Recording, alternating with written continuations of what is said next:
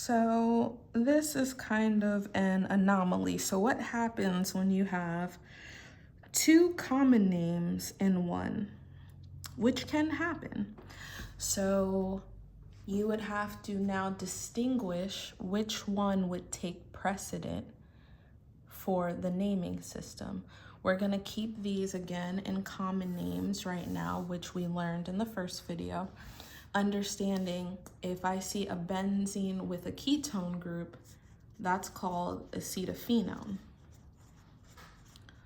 But if I see a benzene with a methoxy group, that is called anisole. Which one becomes the branch and which one is the common name or the parent name of the system? In this case, you want to choose the group that is more electronegative, which means the carbonyl beats out the single bonded OCH3 because that's double bonded.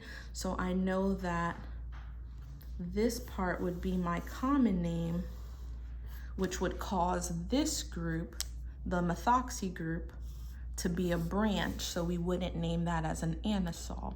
So again, look at this. We also have a di-substituted benzene, so use what you already know. 1 and 3 apart would stand for meta, so I'm gonna abbreviate it with an M. Then the methoxy group becomes a branch, so you could just state it as methoxy. And because you chose this one as your major parent chain, that's why this picture ends in acetophenone. So the next one, same idea. You have a phenol versus an aniline.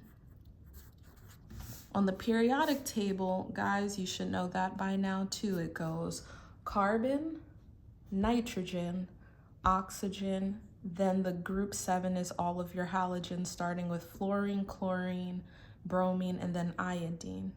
So for this one, nitrogen versus oxygen, which one's stronger? The answer would be oxygen.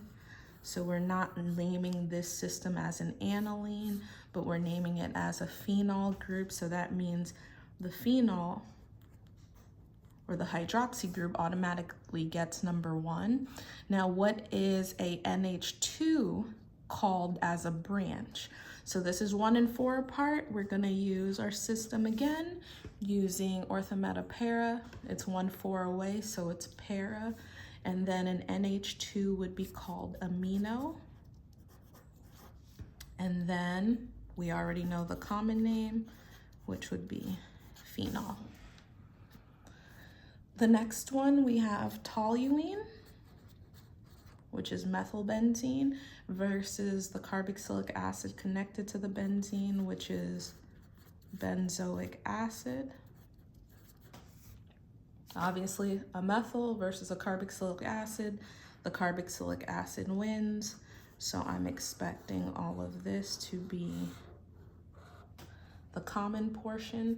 So now, when we name this, they're 1 and 2 apart. So ortho, methyl, benzoic acid. And as you can see, if you want to leave a space in between, that's up to you, but it's really just one word for all of them. So whenever you get stuck with 2 common names in one picture, there's a way out of it. So put your thinking cap on and get to it.